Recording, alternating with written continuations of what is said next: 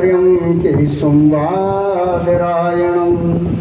सूत्रभाष्य कृतो वन्दे भगवन्तो पुनः पुनः श्रुति स्मृति पुराण नामालयं करुणालयं नमामि भगवन्पादं शंकरं लोकशंकरं।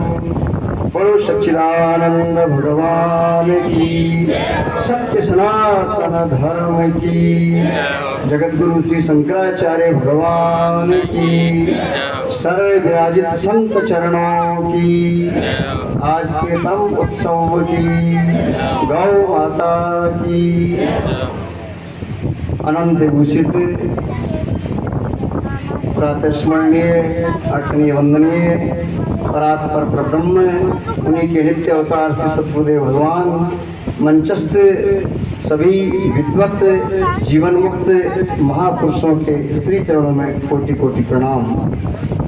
सभा में उपस्थित सभी श्रोतागण, जिज्ञासुजन, शक्ति भक्ति स्वरूपा माताएं बहनें और सभी सेवादारी, आपके हृदय में प्रतिष्ठित परमात्मा को बारंबार से नमस्कार। मेरे प्रिय आत्मनों, बताया गया है, भागवतकार भगवान सुखदेव मुनि लिखते हैं और विवेक चूड़ामणि में जगत गुरु श्री शंकराचार्य भगवान लिखते हैं, तीन चीजें दुर्लभ है। मनुष्य का जन्म दुर्लभ है, जिज्ञासा होना दुर्लभ है और महापुरुषों का समागम दुर्लभ है। ये तीन चीजें दुर्लभ बताई गई है। गोस्वामी जी लिखते हैं, बड़े भाग मानुष तन पावा, सुर दुर्लभ सदग्रंथ निगावा, साधन धाम मोक्ष का द्वारा, पाए निज परलोक सवारा। दयाल जी महाराज वाणी जी में लिखते हैं, बार बार ये तन नहीं नर नारायण देह, दादू बहुरी न पाई ये जन्म अमूलत यह है। 83,99,999 जन्म बीत जाने के बाद में इस मानव तन का नंबर आता है, अवसर मिलता है। इस सहज में नहीं मिला है। उनसे पूछिए जिनके आंखें नहीं है, आंख की कीमत वो बताएंगे। हाथों की कीमत जिनके हाथ नहीं, उनको पूछिए। और जिनके पास में पूरा शरीर नहीं है, उन देवताओं को पूछिए इस शरीर की क्या कीमत है। सुर दुर्लभ सदग्रंथ निगावा, वो लालायित रहते हैं कि एक बार मनुष्य का शरीर हमें मिले तो हम भी परमात्मा की भक्ति करें, परमात्मा का ज्ञान प्राप्त करें और इस आवागमन से मुक्त हो जाएं। इसलिए ये महापुरुष जो हैं, इनको नित्य अवतार कहा गया है। ईश्वर का निमित्त अवतार है, वो किसी कारण से आप पधारते हैं। भगवान श्री रामचंद्र जी रावण के कारण से पधारे, भगवान श्री कृष्ण कंस के कारण से पधारे, लेकिन ये महापुरुष अकारण ही जीवों के ऊपर दया करने के लिए इस महान जो त्रिताप है, अधिदेव अधिभूत अध्यात्म, इसकी निवृत्ति करने के लिए ये परम सेतु बन करके पधारते हैं। इसलिए इस नित्य अवतार की महानता है। और इनके साथ साथ ही इनके जो प्रतीक हैं, मंदिर है, आश्रम आदि है, ये हमारा श्रद्धा का विषय है। अगर ये नहीं होंगे तो भी हम भटक जाएंगे, ये महापुरुष नहीं होंगे तो भी हम भटक जाएंगे।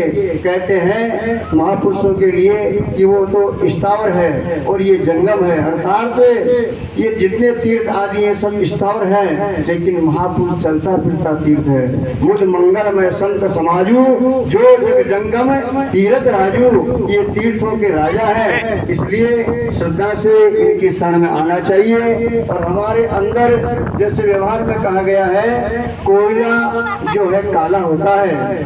अब कोयले को आप पानी से साफ कीजिए, जल से कालापन नहीं मिटेगा। अमृत से साफ कीजिए, कालापन नहीं मिटेगा। पंचामृत लाइए, साफ नहीं होगा।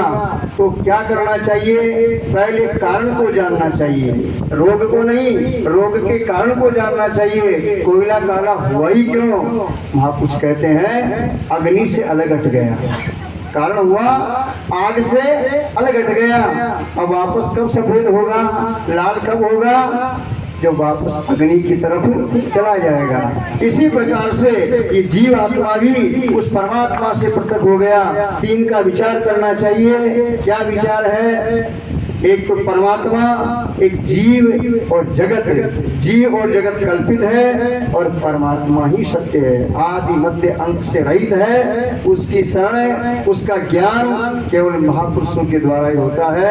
तो सज्जनों, समय का अभाव है, ज्यादा न कह करके मैं पुनः, हम बड़े सौभाग्यशाली हैं और हमारा महान भाग्य है परम श्रद्धेय स्वामी श्री कृष्णानंद जी महाराज के श्री चरणों प्रणाम करते हुए और संकट मोचन बालाजी जो हैं उनके श्री चरणों प्रणाम करते हुए इस महान उत्सव को हम अपने हृदय में उतारें और अपने जो अवगुण है उसको दूर करें, विकारों को दूर करें और अमृत का आनंद प्राप्त करें। संत अचलनाम जी महाराज एक बस वाणी कह करके मैं अपनी वाणी को विराम देता हूँ। अचलनाम जी महाराज कहते हैं, उपासना निर्गुण सगुण ब्रह्म की करो कोई जिसका जी चाहे।